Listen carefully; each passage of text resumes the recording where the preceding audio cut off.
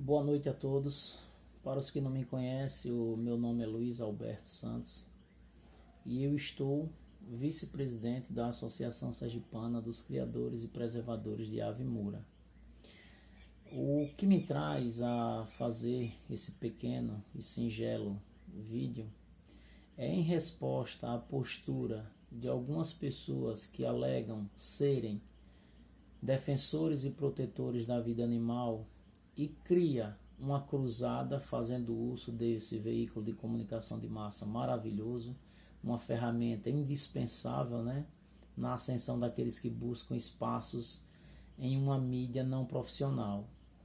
Esses animalistas, eles estão condenando a ADPF 640, em que o ministro Gilmar Mendes, ministro do Supremo Tribunal Federal, se posiciona favorável ao não sacrifício das aves, objetos de apreensões em qualquer ambiente, em rinha de galo, em feira, em exposição, em parque de vaquejada. A decisão ela é genérica, ela se estende a todas as espécimes. Mas o que me preocupa é a postura dos animalistas e ambientalistas que não aceita que essa decisão se estenda aos criadores da ave combatente, em particular aqueles que são simpáticos e convivem de perto com a avicultura esportiva. Eles tentam a todo instante desacreditar a decisão de uma corte, inclusive fazendo ilações de que possa existir uma eventual relação entre o senador Telmário Mota. Todo mundo sabe que ele é um combativo, é alguém amante e aficionado pela ave combatente, não nega que é seguidor da prática esportiva. E então essas pessoas tentam desacreditar, alegando que o partido teve acatado o seu pedido. E inclusive uma das pessoas, que eu não sei a qual órgão ele pertence, ele faz algumas séries de apontamentos desacreditando e inclusive tentando arregimentar seguidores que coadunem com o pensamento dele para ir de encontro a essa arguição, né, de descumprimento de preceito fundamental que é assegurado pela nossa Constituição. E ele inicia a fala citando o decreto de 1934, intitulado Juarez Távora. Mas ele esquece que depois desse houve um decreto de 61, proferido por Jânio Quadros, mas em 62 o Tancredo Neves revoga. Existiu em 91 um entendimento na gestão do presidente Fernando Collor, ou seja, ele cita um de 34, mas não cita o de 62 que liberava. A gente tem que entender que não existe no ordenamento jurídico brasileiro alguma lei que criminalize a avicultura esportiva. Não existe. E o que o partido buscou na figura do senador Telmário Mota nada mais foi do que assegurar o que está preconizado na Constituição e em leis no tocante às garantias dessa ave combatente em particular, como assim deseja que todos compreendam o cidadão que é animalista ou ambientalista, eu não sei. Veja bem, a Constituição Federal, no artigo 3º dos objetivos, né, da nossa Constituição, ele deixa bem claro qual é o objetivo da Constituição. Primeiro, construir uma sociedade livre, justa e solidária. Será que essa decisão ela não deixa de atender esse preceito se ela exclui a avicultura esportiva? Onde é que está a liberdade nesse quesito? O artigo 5º, o que é que ele diz? Todos são iguais perante a lei, sem distinção de qualquer natureza, garantindo-se aos brasileiros natos, né, ou aqueles aqui que gozem do direito de ser considerado cidadão brasileiro, sem nenhuma distinção ou preconceito. é assegurado a liberdade e a igualdade. Retirar dos amantes da avicultura esportiva, retirar da avicultura esportiva essa segurança jurídica é andar em desalinho com o que está na nossa Carta Magna. Eu cito aqui o ministro Barroso quando da decisão sobre a questão da relação homoafetiva, onde ele diz que o Estado não deve interferir na relação dos afetos e que este deve estar e morar onde está o desejo. Quer dizer, será que essas decisões elas só servem se for favorável a outras categorias e não se estende a nós criadores em ter o nosso afeto no trato com esse animal reconhecido e aceito? Porque se nós somos livres e iguais, eu posso, desde que não esteja ferindo o nosso ordenamento jurídico, ter a minha liberdade concedida e poder praticar aquilo que compete a mim dentro da segurança jurídica. Então eu preciso, enquanto criador, ser livre para escolher qual prática esportiva eu me identifico. Porque isso é um dos fundamentos da Constituição. Igual e livre. E tendo essa liberdade cerceada, eu estou tendo, retirado de mim o princípio da dignidade humana. Porque se eu não sou livre, não sou igual, eu não sou digno. Então, eu não entendo por que essas pessoas insistem em lançar à margem da sociedade nós, criadores da avicultura esportiva. Ele cita algumas questões aqui que eu fiquei, assim, estarrecido. Alguém que aparentemente é instruído tratar os amantes da avicultura esportiva como criminosos, ou seja, já existe um preconceito na fala do mesmo, como também uma sentença condenatória, porque por várias vezes são criminosos, e ele pontua algumas coisas que eu gostaria de responder ao que ele pontua.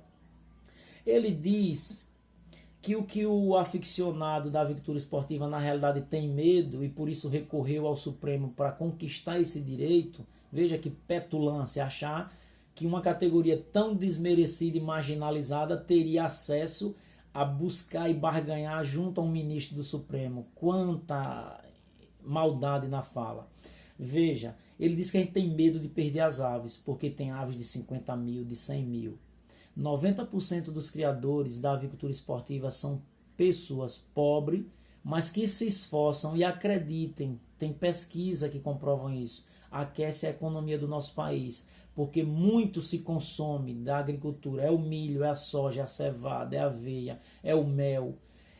Ajuda na economia quando também tem mão de obra profissional para isso, porque o que o tratador faz nada mais é do que uma relação de trabalho com o criador. O que a gente busca na realidade é que esse debate seja elevado e a gente tenha a regulamentação posta.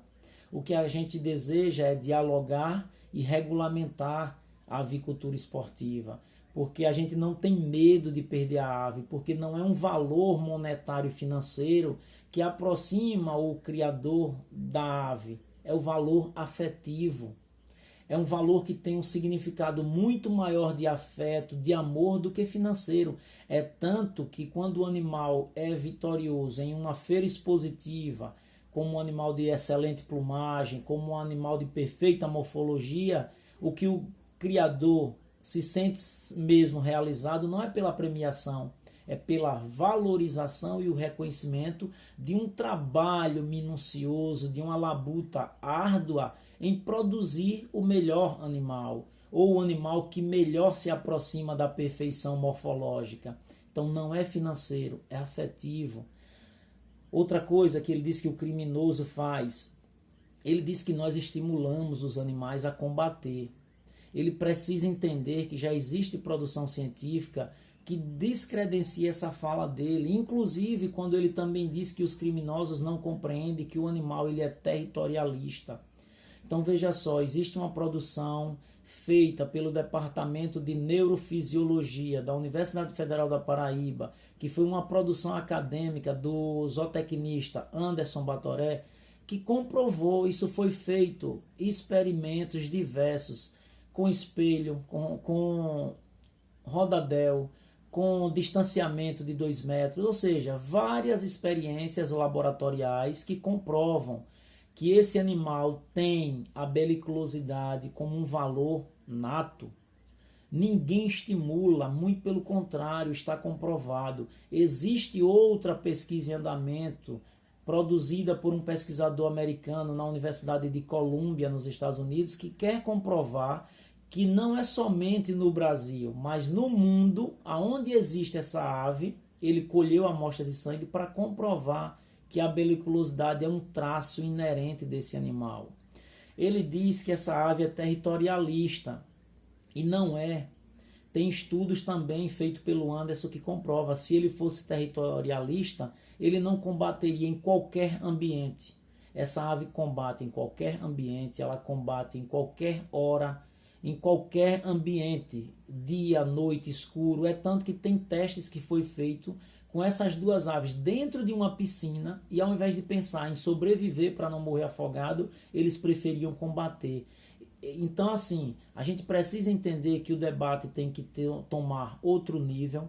Essas pessoas têm que entender que no universo do galismo existem pessoas esclarecidas e que estão buscando se inteirar também, seja do que preconiza o ordenamento jurídico, que nos garante a segurança, seja na compreensão do universo antropológico, histórico e sociológico, para que nós possamos também dizer para vocês que a gente entende que existe um ativismo globalista no entorno das questões ambientais e a gente precisa entender que aqui é Brasil, essas aves estão aqui desde a colonização do nosso país, é inegável que ela constrói um traço cultural, é inegável que essas aves colaboram para a construção do tecido social brasileiro, é inegável a importância dessa ave no nosso traço cultural. João Bosco publicou, se não me falha a memória, em 76, um LP com a capa ilustrando e enaltecendo a figura dessa ave. Várias músicas. Clara Nunes tem uma música maravilhosa que inicia falando sobre o cantar do galo. A Igreja Católica homenageia essa ave com a Missa do Galo, uma das missas mais importantes do mundo, por uma instituição milenar. Então, essa ave já existia muito antes do que essas pessoas almejam, que é destruir. Ou seja, os demais animais não é para ser sacrificado ou abatido. Mas a ave combatente, esses criminosos, quando na realidade não deseja conhecer o outro lado, não nos permite apresentar um contraditório, foge de um debate racional, lógico, que eu digo sempre, nesses momentos a gente tem que anular a sensibilidade, as emoções e as paixões, porque essas três são péssimas conselheiras da razão. Então a gente precisa ter um diálogo franco. Essas aves são belicosas por natureza, essas aves não são territorialistas, combatem por instinto. Ele diz também que nós somos praticantes de crueldade e maus tratos, e a questão de alegar que usam espora é uma fantasia, porque na realidade nós mutilamos as aves, porque retiramos as esporas, a crista. Veja bem, mais uma vez ele mostra desconhecimento ou maldade no seu discurso quando ele nega reconhecer a portaria de número 1998, produzida no dia 21 de novembro de 2018. A autoridade sobre questões animais em nosso país é o MAPA, Ministério da Agricultura, Pecuária e Abastecimento.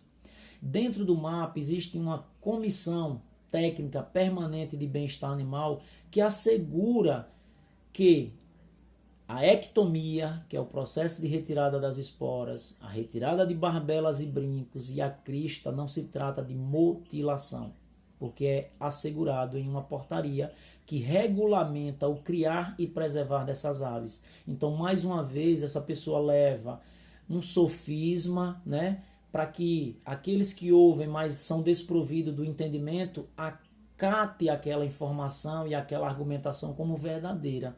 E não é.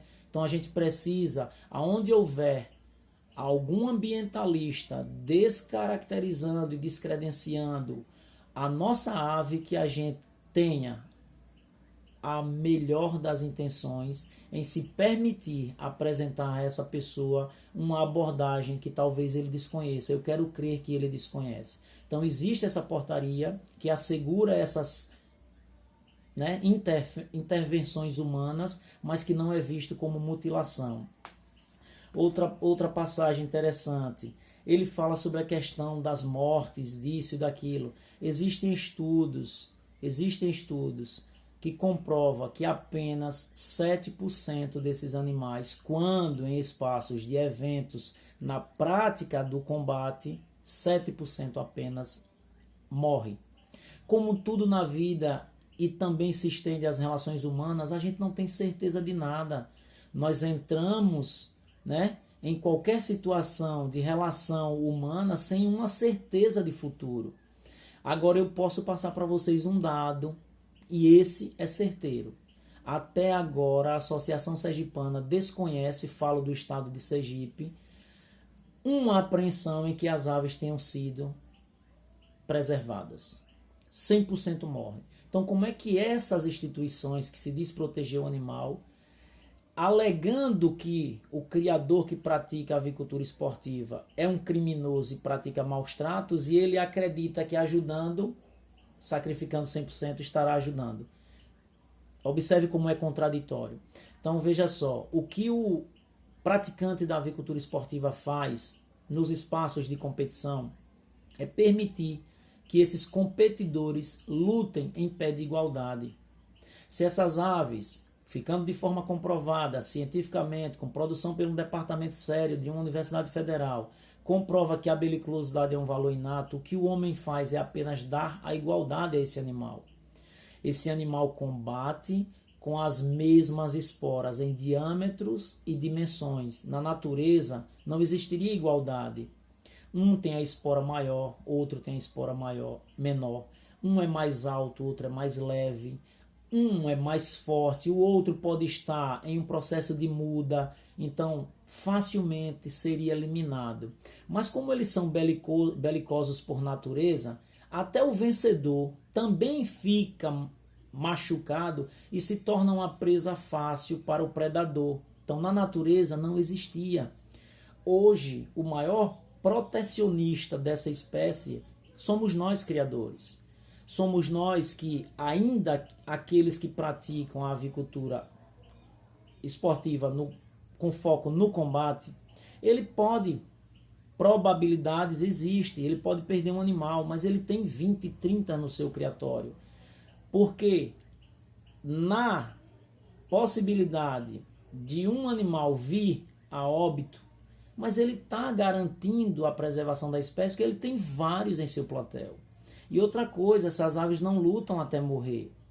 Tem tempo determinado, os animais têm que ter o mesmo peso, a mesma altura, as mesmas dimensões de espora. E outra, vocês precisam lembrar, o que é que o Ministério da Agricultura, Pecuária e Abastecimento preconiza como bem-estar animal? Um dos critérios da prática de bem-estar animal é permitir e conceder à espécie que ela desempenhe as habilidades com as quais nasceram. Então, retirar desse animal o direito de combater é sim impor ao animal uma condição de maus tratos. Então, a gente precisa ampliar o debate. Outra coisa, o que é crueldade a um animal? Crueldade, no meu entendimento, um simples vice-presidente de uma associação sergipana, crueldade é quando existe a imposição do homem sobre o animal. E nós não estamos impondo, a gente está apenas permitindo e não impondo. Diferente de outras práticas, onde o homem faz uso da sua vontade. Aqui não. A avicultura esportiva, o que nós fazemos é apenas permitir que esse animal desempenhe as habilidades com as quais ele nasceu. Quando você faz um melhoramento genético de um cavalo de corrida, você permite que ele desempenhe, por isso que ele corre.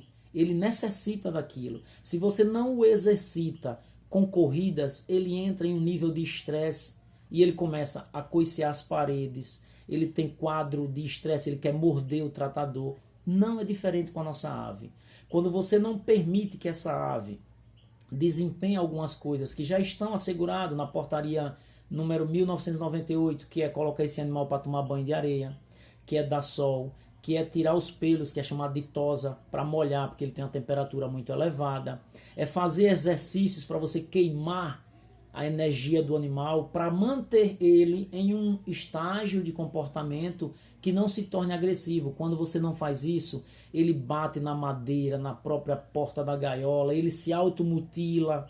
Então, a gente precisa elevar o debate e não permitir que a nossa vida seja gerida por emoções, quando na realidade o discurso exige racionalidade.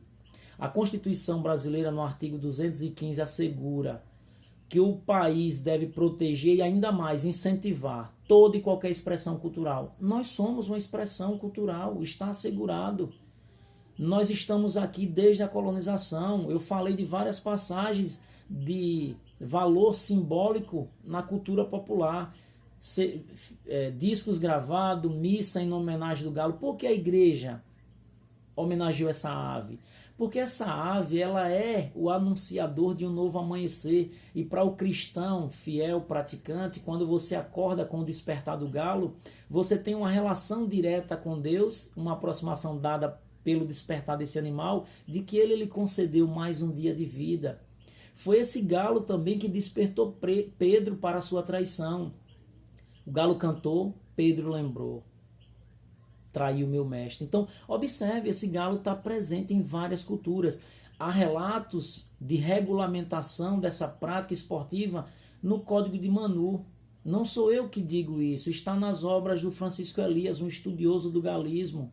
Então a gente precisa ampliar o debate, sair desse universo raso e de quem faz uso de uma boa retórica, ofuscando a verdade com sofismas. Nós precisamos desconstruir esses argumentos preconceituosos. O artigo 225 da Constituição brasileira, ele assegura que o meio ambiente ele deve ser resguardado, protegido e preservado para que as gerações presentes e futuras tenham acesso. Retirar essa espécie do nosso meio é rasgar a Constituição, é negar a outras gerações um animal indispensável, que para nosso prazer constitui um banco genético importantíssimo.